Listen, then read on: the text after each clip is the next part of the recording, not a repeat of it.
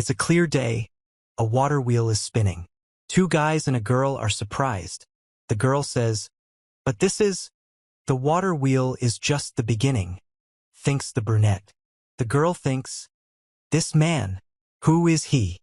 Takahil says that this time he will definitely save his family. The action takes place in the city of Kyle in the year 513. On a street among the houses, a bearded man in uniform proclaims the execution of Baron Takahil, the former ruler of Astoria. Captain Weiss of the northern detachment of Griffonia will oversee the execution. The execution will be carried out according to all the rules agreed upon in advance. Takahil bowed his head, blood trickling down his cheek. That bell ringing, where is it coming from? He thought. He feels pain in his body again and notices a bearded man giving a speech in the central square, describing the execution. Takahil looks up. Takahil is tied to a wooden post, with planks under his feet. He suspects he will be executed. The guy confirms this, looking at the crowd. He thinks that each of them seems to want to throw a stone at him. He explains that they can be understood. Then there was the war. His brother died on the battlefield, after which an epidemic took his parents, and no one remained. Takahil explains that he was left alone. He was an ordinary man with no remarkable qualities. At that time, disasters continued. A terrible famine struck, and neighboring countries invaded the country. People turned against him and began calling him an incompetent lord. Takahil says that all he has to do is exchange his life and what remains of his wealth for the salvation of the people. He hopes that at least their lives will turn out better. The command sounds, "Set fire." The boy closes his eyes and thinks that he will finally be with his family. A voice calls out, "Master Takahil." The boy looks up, surprised. The voice seems familiar. A girl pushes through the crowd, apologizes, and demands he get out of the way. Takahil recognizes her, and he's glad she escaped the attack on the estate, and runs towards him. The guards cross their sticks in front of her face, preventing her from going any further, and is crying. Takahil tells her not to come closer, as it's dangerous. He thanks her and tells her that she supported them and did her duty as a servant to the family. The girl, kneeling, says she knows the truth. She says she doesn't care what others say about him and that he always thought about his people, and sits on her knees in the crowd, her head bowed and her hands clasped in front of her face. The crowd is excited. Another girl passes. The dark-haired girl says he worked so hard for them all that he ended up in bed himself. The blonde explains that during the plague, he worked and helped the sick, unafraid of infection. The girl explains that whenever they faced disaster, he was the one who stood shoulder to shoulder with them. All three pray. Takahil is surprised that Mizari, Rosa, and Clea are praying for him even in this situation. He laughs and says he's so happy even now. He notices how many beautiful girls there are and says he's never been so popular. Takahil has fulfilled the requirements for acquiring the skill. He's very surprised and perplexed. Now he'll gain spatial and temporal magic, as well as territorial assessment skills. He exclaims indignantly, wondering if it's too late. Takahil is terrified and indignant. At a time like this, what's the point? He screams, "I'm so hot." He reflects on how rulers gain skills so they can bless their lands. Skills influence how good rulers and lords are. Takahil realizes it's too late now. He wonders if this is a joke and angrily shouts that he doesn't need them. This is how his life ended. Or at least it should have. This is reported to be the second reincarnation of Baron Solis, 493rd year, the birth of his second son. Takahil doesn't understand where he is. His body won't obey him. He tries to speak, but his voice is off. He sees his tiny hand. He thinks that if it's his hand, he's become a child. He's terrified, and instead of words, he utters a babyish aha. He explains that at the moment of his death, he was transported through time using space-time magic. After reincarnation, all the information was compiled into a book called The History of Baron Solis. Before his death, he was transported to another body, and his previous vessel disappeared, leaving him once again in the body of the newly born Baron. The young man explains that he also wanted to try bloodline magic, but it didn't work. Above Takahil is a sign that says, "Are you sure you want to activate it?" And 2 answers, yes or no. Takahil tries to press the button, but it doesn't work, so he asks how to press yes. Takahil wonders if he was reborn due to bloodline magic, and if so, he understands that it was thanks to prayers. He explains that thanks to this, he will once again see everyone who was close to his mother and father. Takahil begins to cry loudly. He laments that he's crying because he's a child, simply because he's a child. But now he'll see their faces again. The woman says, "Oh my God," and picks up Takahil, and then asks what's wrong with him, and the boy says, "Mom," with tears in his eyes. Takahil reflects that when he was 16, his mother died during the plague, and she was 35. That makes her 19 now. She guesses he's hungry. The woman sings songs that it's time to eat and lifts the child up in her arms. The child is silent, then suddenly comes to a realization. Takahil is perplexed that he's about to be fed, then explains that even though he looks like a child, he's an old man inside and shouldn't be doing that. He quickly turns his head, and the girl doesn't understand what's happening. The girl asks, "So you're not hungry?" Takahil exclaims that that's not the problem. He's horrified. A castle is depicted in the background and a loud scream can be heard. Takahil reports that he couldn't overcome his childish instincts and was overcome with guilt. He asks, "Did I say old man?"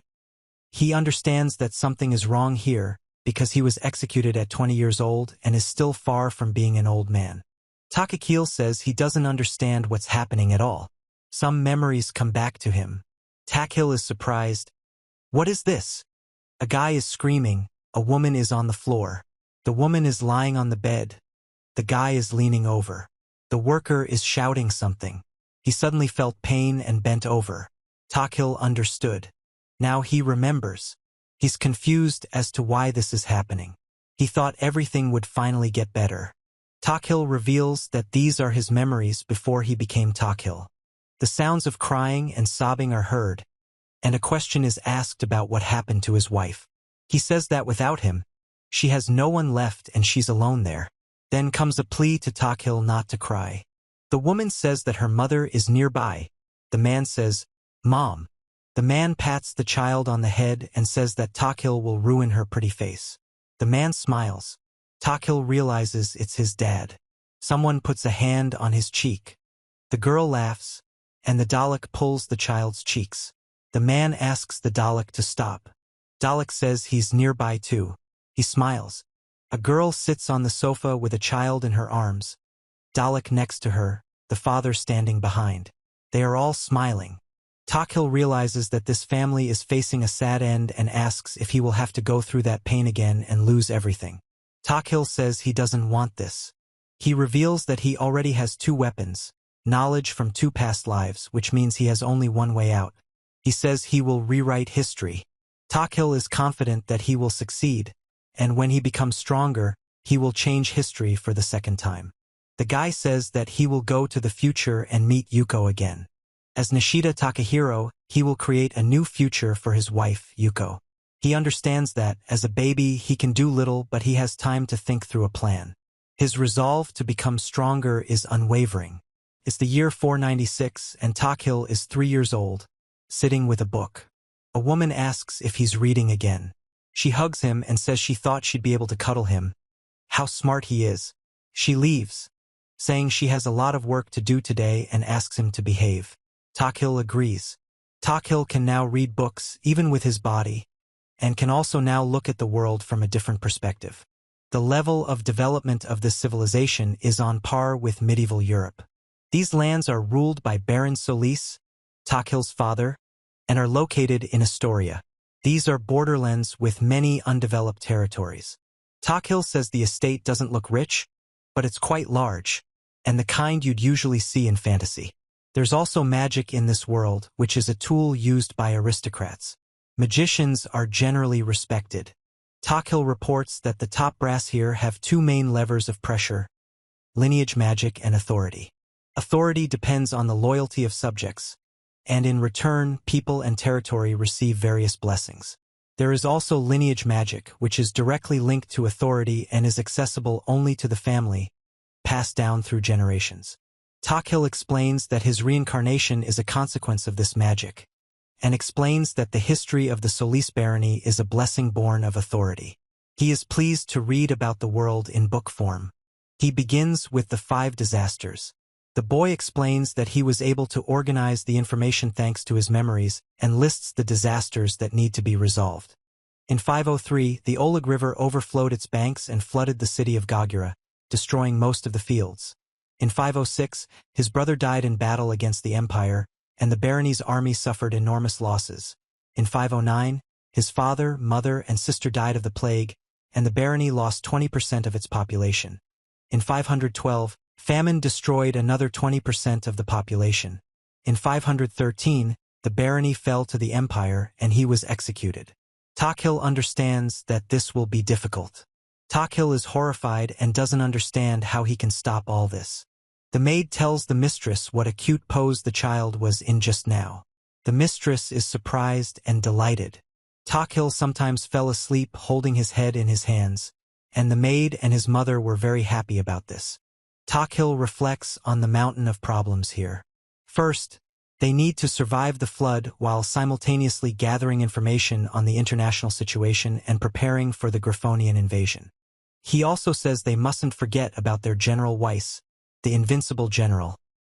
He's the one who will lead the troops here, and the man admits he's afraid of him. Takahil understands that there are 5 years until the first disaster, and he must find a way. He can. He explains that he thought so at first, but then 2 years passed and he's already 5. Takahil shouts that he's already 5 and hasn't come up with anything. He says we need to calm down and pull ourselves together. There's no point in shouting. They're in 19,498 now. Takahil reports that in 499 there will be a rich harvest, prices will fall and therefore their income, but in the next harvest there will be little, and they will not be able to turn to neighboring feudal lords. This will not lead to anything good. He reads and says that if he were to put it all together, he would have no time at all because of all these new additions. Takahil says he'll exhaust all his resources before the flood and won't have time to take any action at this rate. He explains that it's important to tackle problems step by step and first address the lesser disasters, listing 5 new ones and the old ones: poor harvests, conflicts, war, and flooding. The guy says he knows the details, but not much, especially considering he was just a kid at the time. Luckily, he has a book. He apologizes to the woman for interrupting his work. The woman sits at her desk and asks what's wrong. Takahil points out that he needs to start with what he can do. Takahil notices that his mother is in a work-intensive mode. They say many professionals can't keep up with her. He tells her he has a favor to ask. She says she's glad he asked and asks what he needs. Takahil says he doesn't know if his mother can help him, but he's heard their artisans are very skilled. His mother thinks what a sweet son she has. He says he'd like to see the workshops. It's the only thing he can do now. The mother agrees. Takahil reports that his mother responded with a smile and arranged everything. In a couple of days, with certain conditions, he will be able to go to the city. The boy says that first, he must understand the duties of an aristocrat. The father says it will be a kind of lesson, and the boy agrees. Takahil is about to give the second reason, and a woman arrives. Takahil is delighted by the large number of people here. He explains that Est is the largest city in their territory, located on the southern border of the Kingdom of Kale. He also reports that the city is surrounded by walls, with a large square in the center, and that their mansion is located within. He explains that mines, agriculture, and trade are the cornerstones of EST. All roads lead to Est, and it's always crowded. He says this town is always like this. Takahil looks at the sausages with delight and says that the food looks delicious. The maid distracts him. Takahil asks and if she wants one too. The maid remains silent. Takahil is distracted. The man and woman are surprised by the young gentleman and are happy to be praised. Takahil tells them they're about to make a fuss, but he just wanted a tasty meal. Takahil loves to eat. Takahil apologizes and says he didn't mean to. He apologizes again and calls and to go. A line forms behind him. Then he and walk silently down the street. Takahil laments, and is the daughter of the head maid of the Solis household. She was reportedly raised strictly from childhood, and was also trained by her father, who is the current captain of their army. She is said to have a natural talent for swordsmanship, and any soldier, even the most experienced, is no match for her. She's a gorgeous maid and a powerful bodyguard. Only 15 years old and a recent addition. Takahil says the last time he saw her was the day of her execution. He explains that in a past life, she served his brother Dalek and was his personal bodyguard. The young man says the fencing masters got along well and often trained in the courtyard. After her brother's death, she began serving his sister, and 3 years later, the sister died of illness. At 30, she replaced her mother, who died of the plague, and took over as head servant. Having lost 2 masters, she found herself in the depths of depression. Takahil says that it turns out that history has already changed and asks what is happening. The maid asks what's wrong with Master Takahil. He exclaims, taken aback, and says nothing and suggests they go, and agrees. Takahil reports that she is very beautiful and stately, with red hair. He admits that he didn't like being around her because when he acted like an aristocrat, she praised him with an unpleasant expression on her face. Takahil recalls and praising him, saying that his parents were delighted he was doing so well and that an aristocrat should conduct himself with dignity in front of his people. Her praise hurt Takahil, and expressed bewilderment. He called her the Ice Lady. Then he says it's his own fault for sometimes acting less than aristocratic and asks for forgiveness. He trusts her, but he's a little afraid. Takahil explains that his parents sent her to keep him calm. He says he needs to be careful in the workshop. In the workshop, a large, bearded man with a scar on his eyebrow named Gerd, who is the head of the workshop, announces that this is no place for aristocrats. Takahil says that he is huge. Takahil introduces himself, explains that he is the Baron's second son and wanted to see the workshop, asking if they would let him in. The man says they are disturbing their work, and gives Gerd a terrified look. He changes his mind, says it's not all that bad, and offers to inspect whatever they wish. Takahil assumes and is the kind of person who intimidates with her looks. Work is in progress. Takahil and walk past the workers.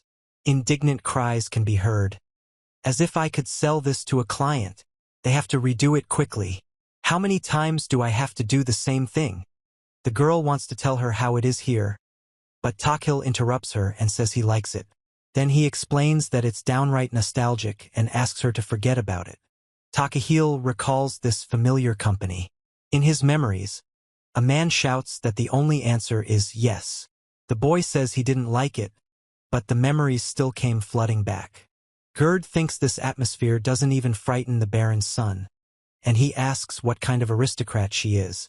Then the next day, Gerd carries a board and asks if it's Takahil again, but then says, forget it. Takahil suggests they hoped he was tired after one trip. Takahil says he called her an ice lady, but she defends him. The sound of a door being slammed is heard downstage. The man says that in such an atmosphere you can't talk to anyone, and Takahil says that you can't give up. The guy asks what kind of wood is the strongest. The man says he's a little busy right now. The guy says he'll wait until the man is free. The man replies, oh well. The guy asks where the delivery will go and what will happen next. The man answers. The man is silent. Takahil says he wants to explain something. The man says, and looks thoughtful. The man addresses Takahil as young master, and he replies yes. The man asks if Takahil is interested in woodworking, and Takahil says it's best to be honest. He says he wouldn't say that, but there's something he'd like to do to make himself understood. The man asks if it has to be made of wood. Takahil says yes. The man says he can't afford to lose. The man says that's how it is. Takahil remains silent. Takahil reports that from that day on, he continued to visit the workshop. He tells the boss he won't interfere and wishes him luck. The boss thanks the young gentleman and says he got along well with him. The text states that thanks to the conversation, Takahil had more opportunities to communicate with the boss. The man tells the young gentleman what this is. The guy asks what this shape is for. The man explains that he would like to make it out of wood that will last a long time, and asks if such wood exists. Takahil says he simply doesn't really know anything. The man is silent. The man speaks to Kaplu. Kaplu replies that he's listening to the boss. The man says the young gentleman is young, but he has potential, and asks the young gentleman to talk to Carl. Carl is pleased to meet the young gentleman. The man says he hopes he and his interlocutor will work together. The man asks if everything is okay with him, explains that he's been coming to the workshop a lot lately, and if he wants to, then he should. The woman says he hasn't been spending much time with her lately. The guy says he's going, Mom, Dad, and the woman wishes him luck. Takahil says that if that's the case, then he's been going to the workshop for 3 months, and quite a bit of time has passed. The man explains that it's more like this, and the boy suggests maybe like this. Takahil looks at the paper and says the situation is complicated. The boy and girl leave together. He announces that they've finally finished the model, which is noticeably larger than a child's toy. He says that a couple of days later he decided to show it to everyone. He coughs excitedly. The man thanks them for taking the time. Takahil says, Mom, Dad. The guy asks if anyone else is here. The man says that he would also like to see the project, so he is here. He says, Raymond says he's Takahil's mother's personal servant, a rather high-ranking figure in their household, second only to his father and mother. He's only in his 20s, but he's already accomplished a lot. Takahil explains that Raymond served his mother even before she became part of the family, and after coming to their home, he showed. He reports that when his parents were still alive, he asked someone to review a couple of his proposals. He explains that this person reviewed them completely and pointed out the flaws, which was very offensive. The girl reports that even the maids are looking at him and says she wasn't that popular. Takahil explains that he's tall, young, handsome, and talented, and very popular with the girls. He says that the problem was in himself and he himself is to blame for this, although there were a couple of girls. Takahil says he's a little scared, but he's someone you can trust. He says he's an adult inside. Scary child. Takahil says he always looked at him as if he was afraid of something, and even his speech was hesitant and choppy. The boy explains that he skillfully interacted with the merchants and artisans who came to the estate, and the woman explains that he somehow manages to find allies. The woman explains that she became curious and ordered the maid to become Takahil's personal servant and serve her eldest son. Takahil reveals that he has drawn a blueprint for an invention that never existed before and explains that it is not just any toy. He reports that this is what could save our lands. The girl says wow, and Takahil tells her what kind of giant it is. The girl asks Takahila what it is. He explains that it is called a water wheel, after which he repeats the name. Takahil explains that the first thing to do is pay attention to the device. The wheel will spin and sink into the water. He explains that as the wheel fills with water, its weight changes, causing it to spin. Takahil explains that the wheel spins and lifts the stick until it falls back down. The woman confirms this. The man explains that the connected gears also continue to move. He explains that the wheel essentially displaces water and, thanks to its weight, keeps turning constantly. The girl says what a genius he is, and the man explains that parents always see their children as geniuses. He says he's not quite. Takahil says that with this you can change the water level in the river and says this. He says that water can be sent where it is needed. The man reacts to this with silence and surprise. Takahil explains that this mechanism can be used to replace manual labor in certain areas. Takahil explains that it can be used, for example, to produce flour, to which the man asks how it might be useful. The man remains silent, and the woman and the man note that this is no ordinary child's toy. He explains that automation of production is directly related to the economic situation of their territory, where all grain production is concentrated in one place, and if something happens there, their territory will have huge problems. Takahil says he seems to understand this and tells Mr. Takahil that one of the countries used this device in a book. The man asks where he got this knowledge. He explains that he thought that if they could use them in their area, it could help in the development of their territory. The man says that he seems to. Takahil says he has suffered a terrible fate and is trying to avoid repeating it, and explains that the device was not created out of childish curiosity. It is reported that he has a magical skill that allows him to see the future, and the question is asked what these eyes saw. Takahil reveals that he carries on his shoulders something that no one knows about and explains that this is what he sees in those eyes.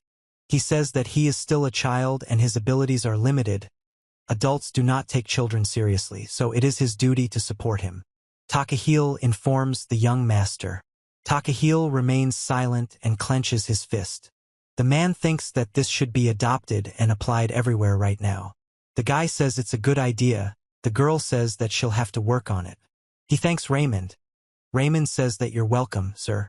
The woman explains that there is only one room in the house and offers Takahil the choice of where he wants to stay. Takahil says he doesn't care and asks if he can stay in the room with the window. The woman explains that it's a guest room and invites Takahil to go there. The man reports that with Raymond's support, production began the very next day, and the workshop immediately received an order for mass production of water wheels, most of which will be ready in a couple of months. Some time passed, a couple of months before the big harvest. Takahil says that with food like this on the table, he says he will never lose. It is reported that this happened a couple of days ago. Takahil reports that the introduction of water wheels has gone without any incidents. The development of new farmland has begun, and the construction of water mills has also progressed successfully, but he still has one more thing to do. He explains that when the harvest is good and prices fall, you need to buy more wheat to prepare for a poor harvest. He says this is an excellent opportunity to buy low and sell high to prepare for the future. Takahil explains that there needs to be a good reason for this, which means they need to create a new product. He explains that it will be wheat-based food that will have a long shelf life, and that they will produce noodles that are shelf-stable and easy to prepare. The top right corner reveals that this is the kitchen of the Solis estate. He greets Miguel. Miguel asks if he's here again and explains that he's the head chef of the house. Takahil explains that Miguel was his father's comrade in arms and, under combat conditions, managed to cook delicious dishes from a limited selection of ingredients. Takahil then explains that after the war, Miguel accepted his father's invitation to become a chef. He says he'd like to make a food that keeps well out of flour, water, and salt. The man explains that he's close to Takahil's father, so he addresses him without any formality, "Sir," and asks what business he's having today. The man remarks that flour, water, and salt, what else? Takahil says that if everything goes as planned, it will be possible to use it on the battlefield. The man remains silent. Miguel says he is a professional in cooking and food used on the battlefield, and with his help, Takahil can succeed. Takahil explains that he can't do anything on his own, and that if he wants to change the future, he needs the help of his friends and professionals. Takahil explains that from now on, trial and error begins, and they've decided to try different recipes. He explains that he promised his parents that no ingredients would be wasted. He reports that it's been a couple of weeks of suffering. He says it's all worked out well. He explains that they were able to make it in time for the big harvest and thanks Miguel. Takahil explains that there's no miso or soy sauce in this world, and the kingdom has no access to the sea, so seafood is impossible to come by. However, something is missing, some kind of seasoning. The girl says she wants to try it, and the boy says he'd like to try it too. He says he needs something else that might help with sales. Then he notices it and expresses surprise. The girl says she'll try it too and asks if he'll go with her. Takahil announces that he has prepared a surprise and shows 3 needles on the fingers of one hand and a package in the other. It said that you can add noodles to the container, and this is the birth of instant noodles in another world. It said that many monsters live to the south of Astoria, separated by a large bamboo forest. It said that bamboo is abundant here. It's explained that bamboo produces fruit very quickly. Takahil announces it will begin producing instant noodles. On the top right, they cut a small hole and fill the container with noodles. The guy says the sound is so cool. On the center right, they say they and Miguel have selected the right seasonings. All that's left is to add water and heat it up. On the bottom right, they're making a delicious noodle soup. It smells delicious. Takahil says noodles, noodles. Miguel reports that he saved him again and the instant noodle project was successfully prepared and he tells how to get it. Takahil says they can now sell it as supplies for times of famine or war. He says his father will surely like it. Then Takahil asks what that sound was, and the next moment the can falls to the floor. He says it's clear that the bamboo has released moisture, but if you use dried bamboo, everything will just catch fire when cooking, and you need to use something else. He reports that everything has completely evaporated.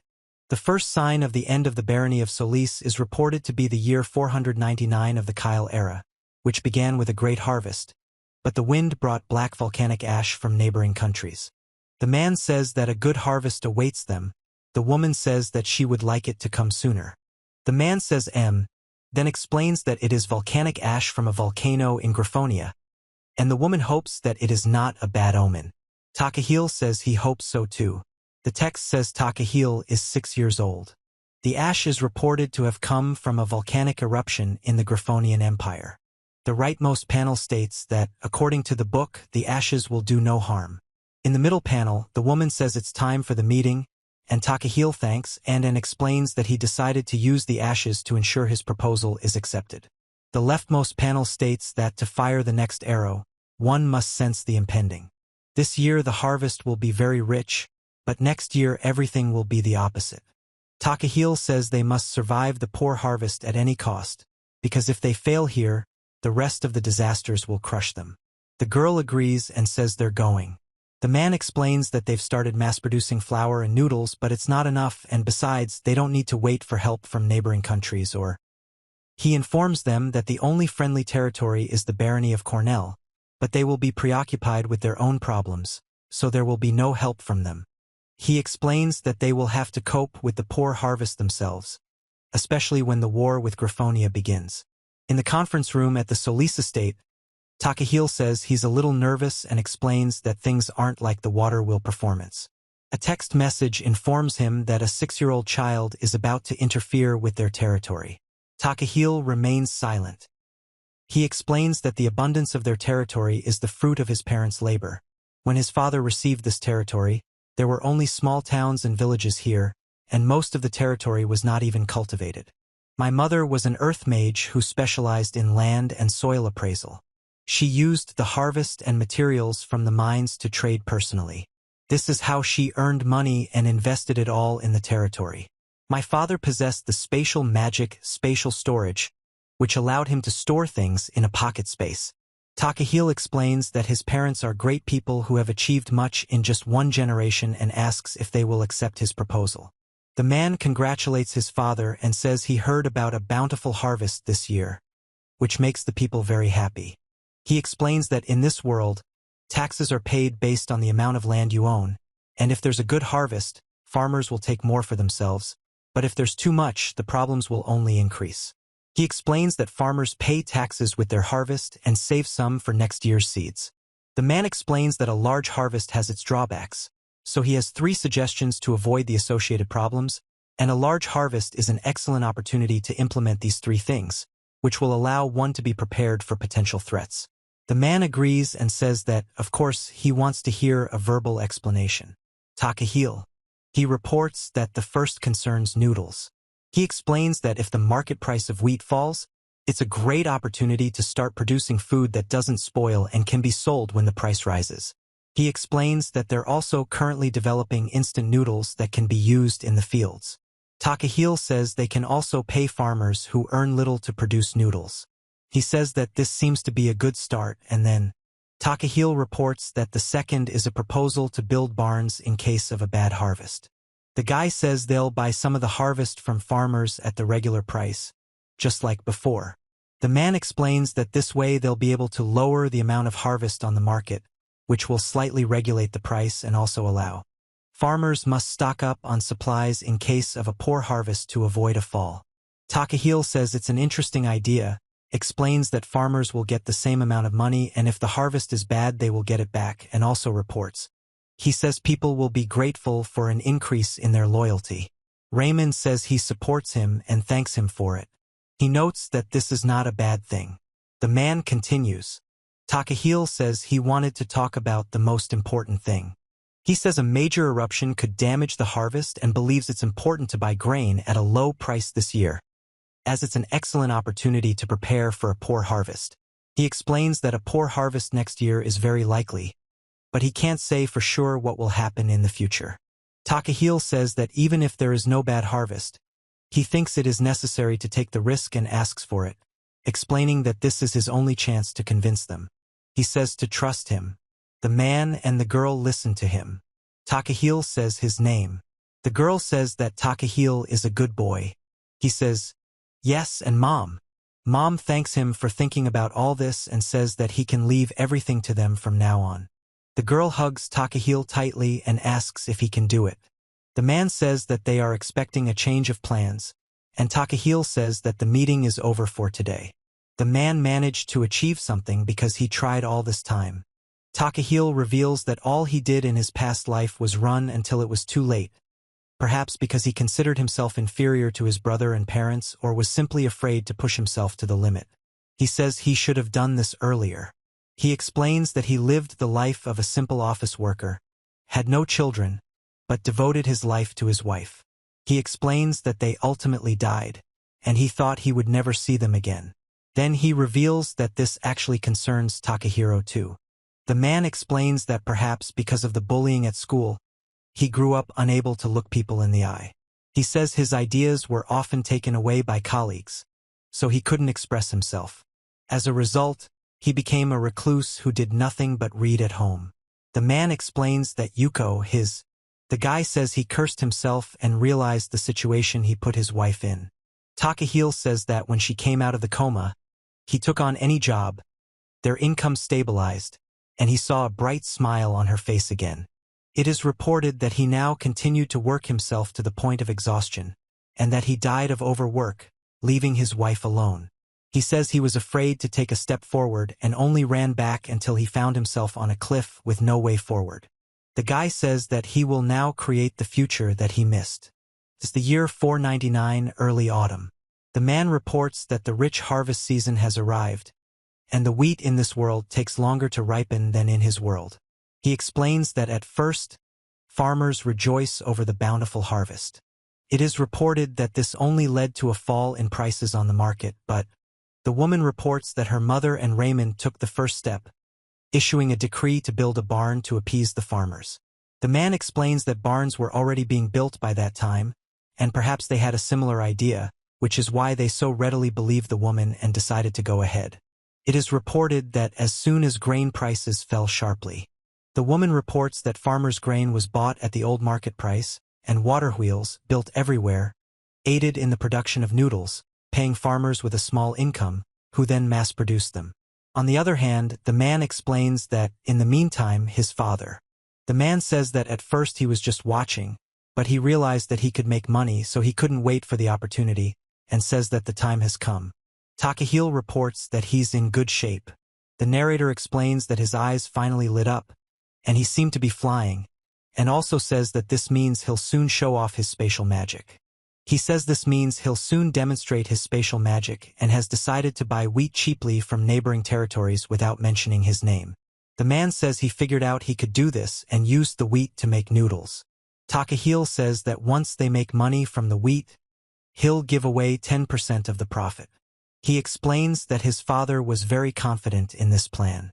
Takahil confirms that he'll give away the profit if it works out, and Takahil says he's very grateful. He says he was so happy that he repeated a scene from his favorite novella, and says that another promised him this. The woman remains silent. He was shocked and let out a cry of surprise. Takahil says that only blue-haired maids should do such things. The boy announces that he's running. Takahil explains that while he's not rising, it's as if he lives in a completely different world and is constantly happy when prices in neighboring territories change. He explains that this is how a lord should be, and he's not. The man says he often goes out of town for territory. He says it sounds interesting and clarifies that he goes out of town. He explains that this is the perfect opportunity to fire a third arrow and decides to take action. Takahil asks if the girl wants to see the barn being built. The girl remains silent. The boy asks to go, explaining that he's only 6 years old and really wants to go. The man replies that a lord's son has no business there. The boy is surprised and asks why. He says that he has made a proposal to build barns, but does not know how the people feel about these measures, and explains that sooner or later he must become a worthy assistant to his brother, and therefore wants to hear the voices of the people personally. The guy asks why now, and Takahil explains that the farmers might think they are planning to make money from them, so he says he wants to see how people have embraced the barns, and he wants to see it with his own eyes. He explains that he's speaking like an adult, completely disguised as a child, and he thinks that's the perfect reason. The man says, The girl says that's all, and Takahil reacts questioningly. He says that's not a good enough reason. The girl explains what that smile is and what she wants to hear. The man asks if that's the only reason, and if so, he says, Takahil says he wants to see the world outside, to look at Astoria, his mom and dad, and he thinks it's unfair that he sits at home. He says that he is already over 70 years old and how ashamed he is. He reports that in the end everything came out, and then says that this already seems to be the truth.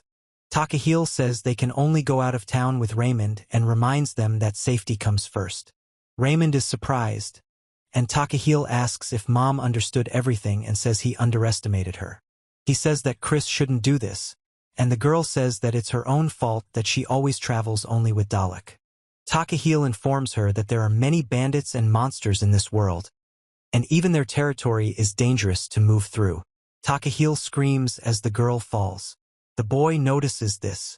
The knight reports that if anyone finds out that the Baron's young son has gone out, a decision has been made to increase the number of guards. He apologizes for the added work. The voice reports that he was allowed to visit 3 villages and 1 town near Est, but he was still near the exit out of town. The man reports that his trip went smoothly under Raymond's guidance. Takahil says he's gone and is reaching out to his mom and dad. He says that you can't build like that near the water, and the man says that they will fix it. He says that they even stopped in a village by the river, where he got a little carried away and was afraid that Raymond would tell his parents. Takahil informs him that Anne and Raymond will keep their secret, and he saw Raymond wink at him. Takahil also asks Raymond for help with the 3rd arrow, explaining that this is his final plan to defeat the plague. The boy calls for his mom and dad. He says you should look at how gorgeous the turnips are. The man says he doesn't understand what's going on. The girl is silent. At the top, it says the action takes place in 499, late autumn. Takahil announces that he will soon be called a farmer baron. The man asks when Chris became a farmer. Takahil explains that, as a remedy for food shortages, he decided to turn to turnips, which are also grown in this world for cattle feed, adding that turnips are the most delicious. He says that he asked Raymond to find out about the methods of growing it, and the woman explains that the best way is to grow turnips in the fields. Takahil reports that he asked his father for a merchant who could sell turnip seeds, and that he had to pressure him through his mother. He explains that Miguel was busy creating delicious turnip recipes, and his lunch and dinner consisted solely of turnips. He reports that there were plans to send seeds to 10 different locations in case of a poor harvest, and explains that he has compiled all the information into one place. A woman tells Takahil that he has dirt on his face, and Takahil thanks and says that sometimes she scares him. Takahil explains that he was conducting experimental cultivation here. The woman helps Takahil clean his face. The boy invites his brother to harvest the crop together. Takahil thinks that he's silent, then says that it's not this time. The man asks what happened. The man explains that they've done everything they could and are prepared for a bad harvest. The man adds that he probably doesn't need that. It is reported that the 500th year of the Kyle era has arrived, marking the fall, when the volcano god Griffonia is furious, and black clouds filled with ash cover the kingdom of Kyle, which leads to drought and lack of harvest, causing the people to begin to starve, and in the hearts of the people. The story goes that Mom and Raymond issued a decree, and Mom's orders were carried out throughout the entire territory. Water was delivered to the right places, taxes were lowered, and supplies from the barns began to be distributed. Takahil says that's true. Some say they saved their lives, but it's too early to relax. They need to be vigilant. He says that you could say that too. The man explains that he felt like things were going well, but he needed someone to say it.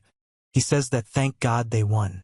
The man reports that turnips are growing well throughout the region, and everyone is grateful to be able to survive the winter. Takahil says it's amazing. The man explains that they overcame a poor harvest, poverty, and hunger, and have also managed to make money by reselling them and are helping neighboring areas. He reports that there are still 2 obstacles to be cleared, and in about a year he will have to deal with border conflicts. He explains that after the meeting he went to his room.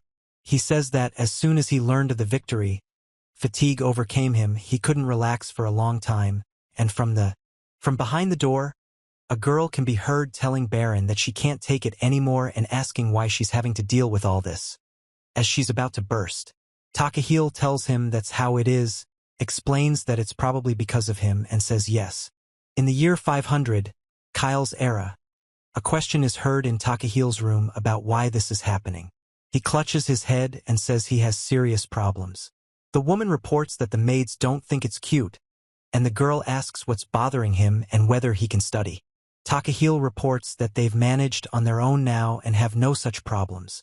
He explains that their relationship soured in the past over grain they bought from their neighbors, and adds that they also gave their neighbors turnips when they needed food. The man says he's concerned about his relationship with the Viscounty of Gomen.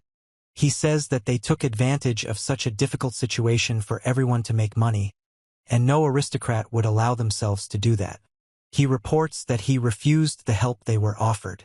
Takahil reports that the neighbor on the other side, Viscount Hyrelia, is also hostile and asks if it's proper for a nobleman to eat livestock food.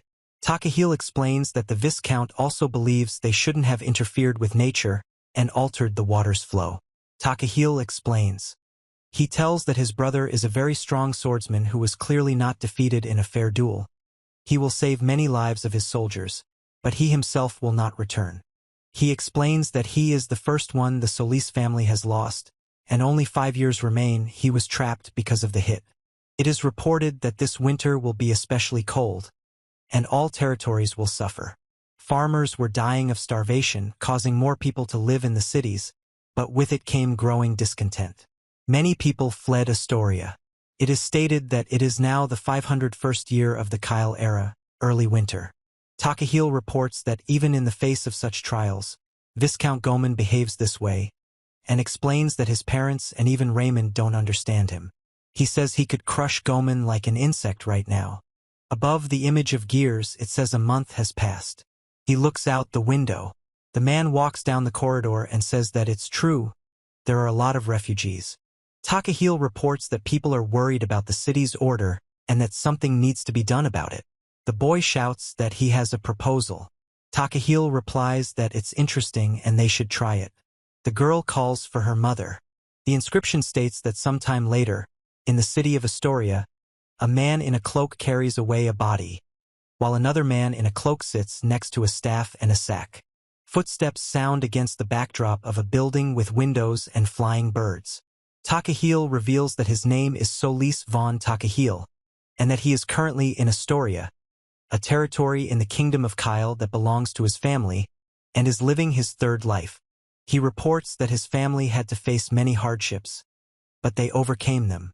Takahiro Nishida says that he became a recluse, caused trouble for his wife, and then died of overwork. Takahil says that before his death, he gained an ability, spatial magic activated, and thus began his third life. He declares that he will change the future and protect his family, and then uses magic again to change his life with Yuko and make her happy. He reports that he is finished with his homework, stating that it is now the year 501, the Kyle era, and Takahil is 8 years old. Takahil says this is his third life, and during that time he's mastered at least 15 years of aristocratic education. He explains that it's easier for him to simply do his homework first thing in the morning. He takes off his jacket and starts walking down the stairs. The girl asks if they're leaving again, to which he replies yes and says he'll go with her. The girl says she'll take Takahil's jacket, but Takahil says it's not necessary. He asks if the other boy has already run. The boy makes a noise in response. He calls him brother and informs him that their genius has already finished his homework. Below, it says the boy is from the Solis family and is 11 years old. Takahil says he's good at everything they do and asks them to leave him something. Takahil agrees. The man says that even though he says so, he tells him that at 13 he will show how talented he is with a sword, at 14 he will have his first fight, and at 16 he will make a name for himself, which is why his neighbors are afraid of him, and that last time he was much more useful because he did nothing at all. He explains. Takahil says that they are hiding something from him again, and the other guy replies that it is not true. In the top right panel, he says he's gonna run and buy something tasty on the way home. The middle right panel shows the refugee camp in EST. In the bottom right panel, a woman explains that it's noticeably calmer here. In the bottom left panel, he says it's thanks to everyone. Last year, the entire southern part of the kingdom suffered from the massive ashfall caused by the volcanic eruption in Griffonia, which led to drought and crop failure. Neighboring viscounties were unable to cope with the poor harvest, and refugees had nowhere to go, so they traveled to. Takahil reports that the refugees who had been filling the city were now concentrated in one place with temporary housing and food distribution. He explains that with the help of Raymond and others, a refugee camp had been established outside the city walls, so he fired a fourth arrow to feed them. The woman informs everyone that they need to register first and then asks them to line up. Administrator Claire explains that they will fill out everyone's information, including their name, gender, and previous employment. The man asks where they came from and says that from a village east of Astoria. Then the man says aha and so on, writing with a pen. The woman announces that registration is complete, hands over the cards, and explains that they have a number on them, cannot be exchanged with others, and will be needed for food and work, so they shouldn't be lost. The man thanks her, and the woman explains that work can be found on the notice board, where they are currently recruiting people to improve the camp. Takahil informs that if you have any questions, you should enter the consultation room through the central door, and thanks you. Takahil says that the woman says that Mr. He reports that Claire is doing a great job. The woman says thank you very much, and the man calls her Mrs. Takahil. The woman says that not only can they live here, but they're also getting paid, and she doesn't even know how they can repay her. The man thanks her for this. The man who works in the administration asks if he's there, to which he replies, surprised, that he doesn't understand where exactly. The guy announces that the young master genius is here and says that it is unexpected and also asks what kind of genius. The man calls the girls, the woman asks if they were asked not to do this and orders them to get back to work. Takahil asks for forgiveness. The girl apologizes and says that everyone found out it was her idea. He laughs and says he didn't mean for things to turn out this way. The woman asks how they are doing, and Takahil says that everything is great. Some of the workers are refugees who have settled in very quickly and are helping other people. The woman says everyone here is grateful to them, that thanks to them they have good food and work, and she explains that she lived in an orphanage and is very pleased to see such things. Claire apologizes for being distracted from her work. The guy calls Claire. The girl thanks him for his work, but Takahil replies that he's welcome. He says that organizing a refugee camp is necessary to combat the next disaster. It requires many things but not everything at once. He says it's time to help others. The girl replies that, of course. The woman reports that, although it's in basic form, they were able to quickly organize the line. And Takahil says the line is very long and asks everyone to stand here. The woman explains that she recommended Claire for the position because Claire is very good at this type of work. The text block states that this was the fourth arrow fired. The girl reports that something else has changed, and, who was always there, has become very gentle with her, as has Raymond. The wife reports that she no longer scolded Takahil and treated him with respect, even though he was noticeably older than her, and Takahil says she sometimes exaggerates.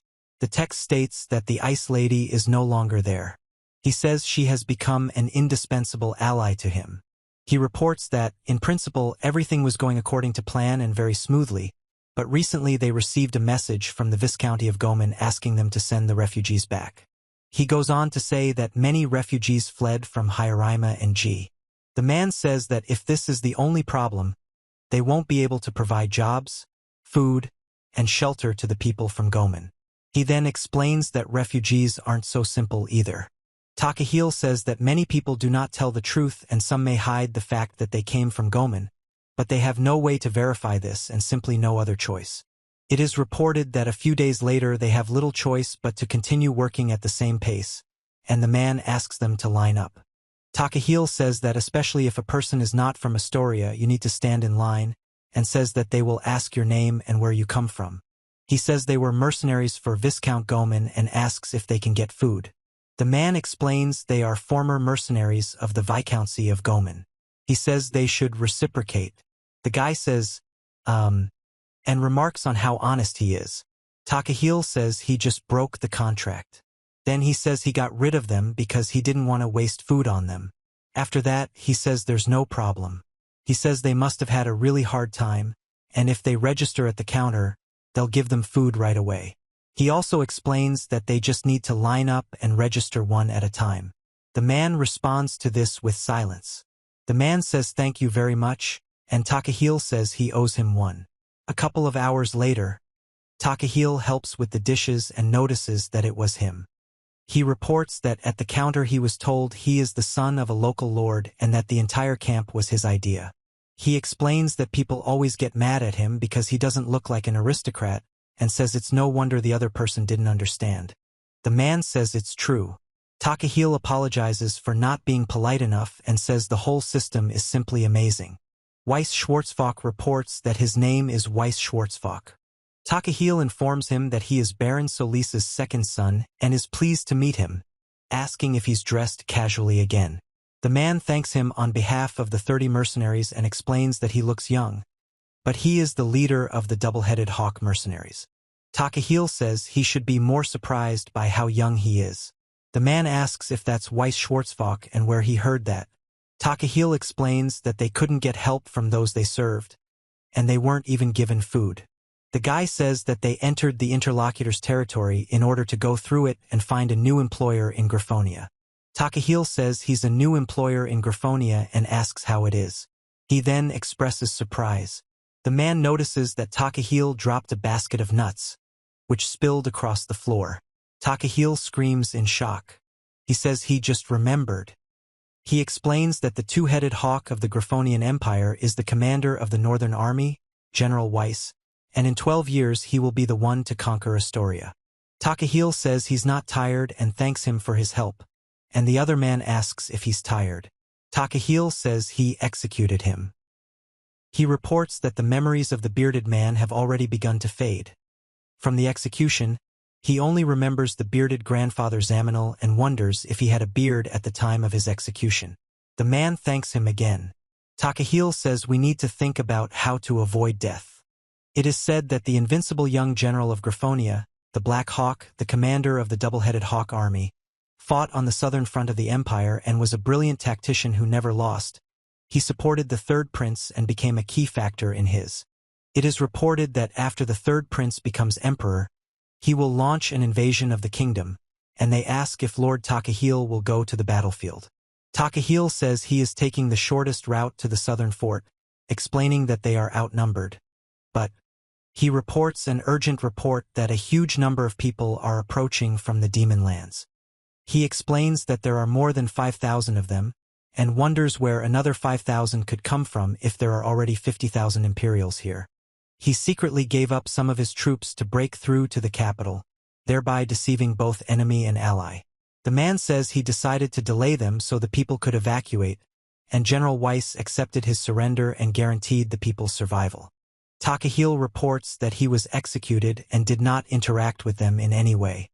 He informs that if he goes to the Empire again, he will become a great threat in the future, and explains that he was treated badly in the Viscounty of Homan, so he swore allegiance to the Empire of Griffonius, and considering how he was treated in the Viscounty, he points to the image of this man.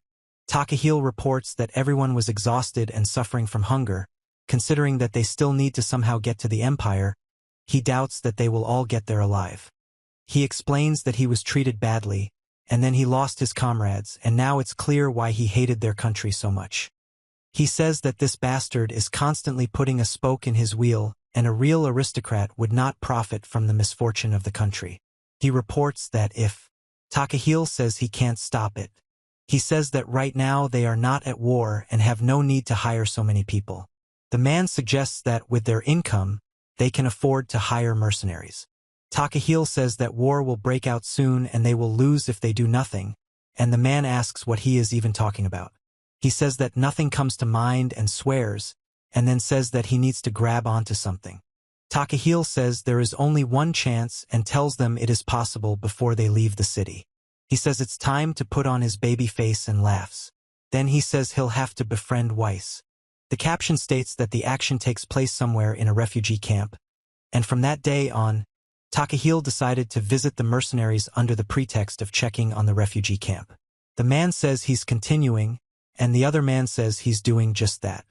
He says his parents told him not to worry and that he can learn a lot by watching Weiss, who replies that he's getting too much praise and that he was allowed to help at the reception desk instead of being here. He thanks him for the training and suggests they end it there. The man asks what. The man explains that in its current state, he certainly wouldn't risk attacking the kingdom, as a breakthrough would require many men, and even if the Margraviate were breached, other powerful lords would be encountered further on. He reports that the Order of Imperial Knights currently numbers approximately 30,000 cavaliers. Takahil says that he explains that these are the mountains on the border and that the Southgate Fort is located here. He explains that here they have a road to the capital, which is difficult to navigate due to interference from other aristocrats. Takahil reports that they can avoid a battle with the Margraviate if they outflank it, explaining that the troops will go left and split up, and they will pass through the Viscounty of Hierimi. Then Takahil says this too. He says they'll be able to attack Astoria without having to fight any serious opponents, and the capital is just a stone's throw from here. The man reacts to this with a silent exclamation. Takahil says he just thought about it when he read the book, and that's why he's worried this place will turn into a battlefield. The man looks at Takahil, and Takahil notices him looking at him. He explains that he didn't want to be feared and that it just seemed easier that way. The man says he has an interesting plan, but there are several problems, such as the need for a fairly large army, the fact that they would be in demon territory. The Imperial soldiers know that setting foot on demon land is taboo, and the roads. Takahil informs them that, in other words, they'll be at a disadvantage, and they'll also be facing monsters, making it practically impossible to continue under these conditions. Takahil doesn't think it's worth it. The boy agrees. He explains that the entire army consisted of cavalry, so they made their way through the demon lands quite quickly. He knew where he was going, and he knew a good route. He understands perfectly well how dangerous the demons are, but with the knowledge of the Empire, he was able to pull it off. Besides, the roads had been improved at that time, so. The man explains that if the Imperial army were to use this strategy, they would need a base behind them because the Margraviate could catch up and strike them in the back, which would mean defeat, and adds one more thing. Takahil asks Mount Taigen, and the man says they need to think about it. He says it's close to the border and the position there is advantageous. Besides, he heard that there is a settlement there where people make a living by hunting demons. Takahil apologizes for taking up his time, and the other man says he doesn't mind. The boy says he'd like to offer his parents something, but he doesn't know how. He says he understands and asks Raymond to help him. The girl thanks him and is surprised that he has already agreed. He begins to say what he would like. The girl says the tea is ready. He is surprised and asks, "Tea?" The girl apologizes. Takahil says that making decisions in haste can lead to mistakes. Takahil calms down by drinking tea. He says they can begin and would like to make 2 proposals. He explains that firstly, he would like to accept refugees as citizens. It's difficult to accept so many people now, but they rely on them, and this would be an excellent chance to improve production in their territory. The man asks what he thinks and says that he believes. Takahil reports that Mount Taigen is here and says that new citizens can be sent there to develop it. Takahil asks why they think Mount Taigen is useful to them, and explains that if they want to hide them from the 2 territories, Mount Taigen comes to mind. He adds that it offers an excellent strategic position for fortification, which could be useful in the future for colonizing the demon lands. The man reports that. He says that's how it is and asks what the second sentence is. The girl informs him about the second one and asks if Takahil has heard of the double-headed hawk mercenaries. Takahil says he has. Takahil says he spoke with them and they seemed very experienced and talented. He explains that they used to practice regularly. He says this is a great opportunity to strengthen the force and that it shouldn't be missed. He thinks it's worth spending money on bodyguards to get people you can trust. He points out that hiring 30 people would be quite expensive. He then suggests this and asks what the other person thinks. Takahil says that's all they wanted and asks if that's all. The man says it's like he can see right through him. He reports that and has already told him everything and says that he has already figured it all out. Takahil explains that they will not only be used as simple soldiers, but will also be given other work to earn money in other ways. He says you need to start with the simplest thing and do whatever you want. The man says he's sure they can come to an agreement on the first offer. Takahil says that it is too early to make him your teacher and you need to first be sure that you can trust him, and then makes a sound like oh. The man says something by the way and asks what his plans are for the future. Takahil announces that he will support his brother as the next heir. He explains that he will personally strengthen the economy in the new lands, and Mount Taigen will become their fortress. Takahil declares that for the sake of a better future, he will not give up these lands to anyone. He says it's clear and the rest can be left to him. The man says that Raymond told him everything and says that Takahilu can't sit still. Takahil says they're lucky to have some extra money, but he explains they need to understand how much money they'll need and that they might not even get back 10% of what they spent. The woman asks if he's sure and calls him darling. The girl says they should trust Takahila's decisions and reminds them that thanks to him, they found themselves in a favorable position after the disaster. The man says he doesn't want to provoke the Viscounts any further. Takahila explains that politics is a man's problem and that he shouldn't be concerned with what happens. Takahil says he's only concerned about the lives of ordinary people and that it's a great chance to gain resources. Takahil confirms that's about it. The man says he'll leave it to him and Raymond. Takahil says okay, and Raymond says whatever you wish. The man explains that he's managing the new lands. He says it's a bummer and adds oh yeah. The man says he'll give Takahil 50 gold coins as thanks for his accomplishments and explains that ordinary people can earn no more than 2 such coins in a few years, so they need to be spent wisely. Takahil says this is a huge sum of money for a child and that the money will go toward his next arrow.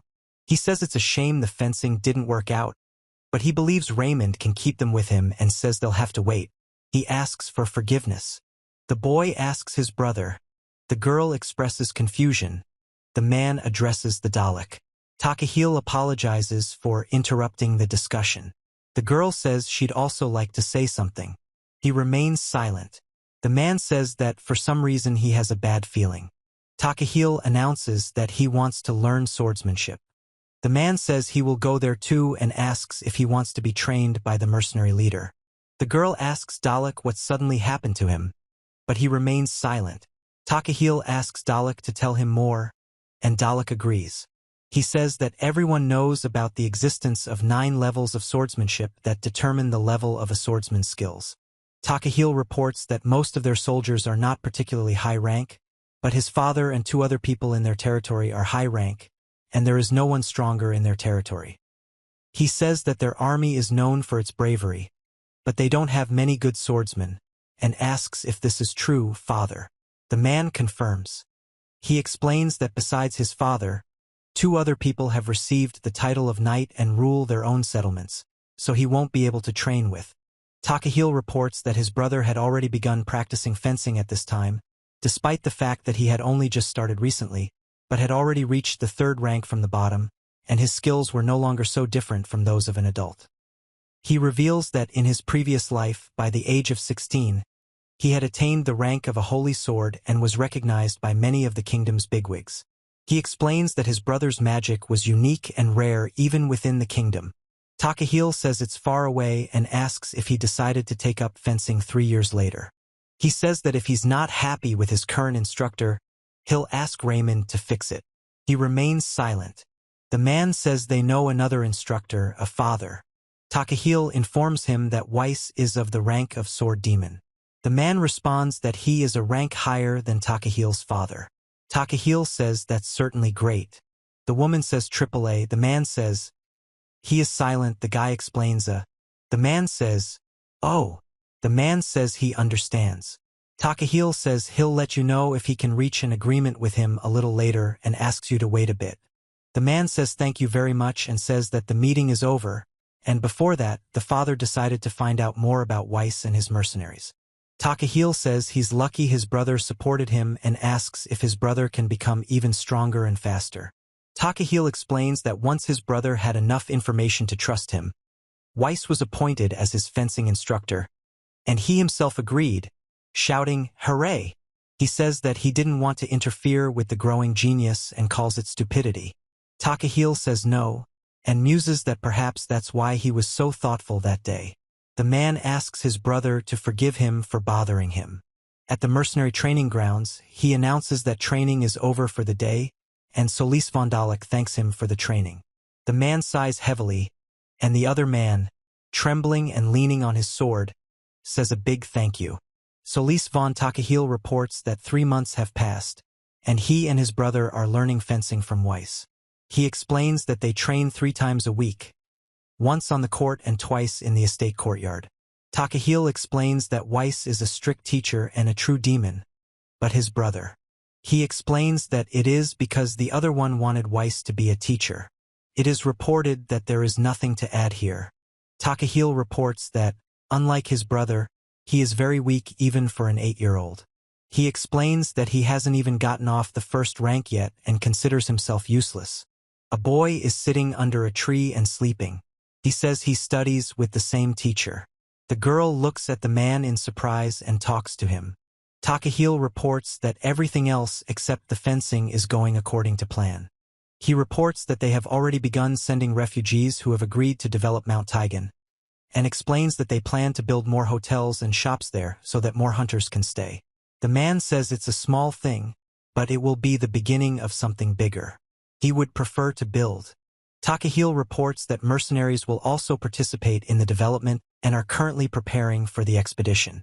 They will send a construction team in 6 months, and full-scale colonization will begin next year.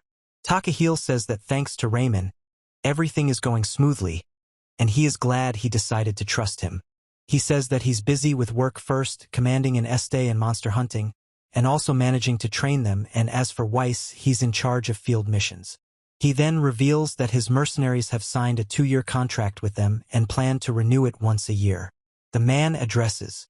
Takahil offers the man a short sparring session, asking if he's had enough rest, but the man declines. Takahil explains that otherwise he'll just stand there and says the man should just laugh at him. The man asks for a little time and tells him not to break down. He reports that in any case it's good that they bet on Weiss, and now he can clearly breathe a sigh of relief. Takahil announces that they can now prepare for other disasters.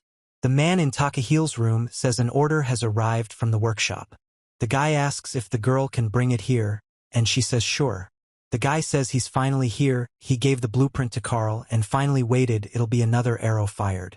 It is reported that the army of the barony of Solis will suffer heavy losses, which will greatly impact its military strength, and this is the 4th of 5 disasters that will occur in the near future. Takahil says that in order to avoid this, he has decided to use. The image shows a bow and arrows and the caption states that it is a firearm. The man says that this is a weapon that will allow you to attack from a long distance, penetrate the strong armor of a knight and can be used without complex training, and reports that he had something like this in mind. The man explains that Carl helped him create the bow, but first they needed to improve bow production. He then explains that they first made a composite bow, and then added methane to improve its range. The man says that this bow is not easy to handle, and Takahil explains that using such a powerful bow requires tremendous strength, and most soldiers would not be able to use it. The girl says that Geld succeeded. He says it's time to take advantage of modern technology. The man reports that they used parts from a compound bow, specifically the pulleys that pull the bowstring, and made something like a handle to improve accuracy. In other words, they made a crossbow with parts from a compound bow. Takahil reports that he has been going to the workshop for 3 years now. He reports that while the workshop was busy with water wheels, he was developing a prototype, but nothing really came of it because he didn't know where to attach what. Takahil says he wants to protect his family. He says that if it weren't for these feelings, he would have given up long ago. The man reports that he invested gold coins his father gave him into it, which allowed him to find better materials and improve the design. Takahil reports that the prototype is finally ready and it's straight from the workshop. He takes the crossbow from the bed and shows it. Takahil explains that this is a powerful weapon that does not require complex preparation, and reports that they have made only one such beautiful and powerful crossbow so far. He explains that crossbows have existed in this world before, but not like these, and that they are not used as often, perhaps because they are inferior to bows in terms of rate of fire. Even throughout history, crossbows have been reported to have had their weaknesses. It is said that when firearms first appeared in Japan, a debate arose over which was superior, Japanese bows or firearms. It is also explained that in the Middle Ages, there was a similar debate over which was superior, the crossbow or the firearm.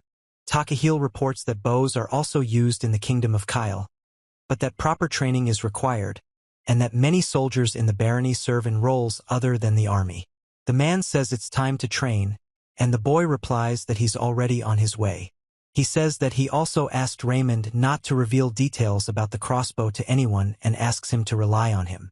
He says that he is ready to fire another arrow. The inscription states that 2 days have passed, and the scene takes place at a mercenary training ground. A man greets the young master. Takahil asks what he has with him. The girl says she could carry it for him. The boy greets the teacher. The woman says she just wanted to show her something and get an opinion. He asks to look at it and expresses surprise. Takahil says it's an unusual crossbow. Another guy explains that the artisans have improved it, and it's a new model with special details. The man explains that Weiss immediately recognized it as a crossbow, and although they're rarely used in the kingdom, he figured it out easily, given the expression on his face. A young man draws the bowstring of a crossbow and takes aim. The man looks at a target in the distance. The man draws the crossbow string and announces that he'll shoot from a distance of 30 meters, and if he misses, he'll have to pay a fine. Takahil explains that it will be very difficult, but he's willing to give it a try. Takahil reports that he is ready.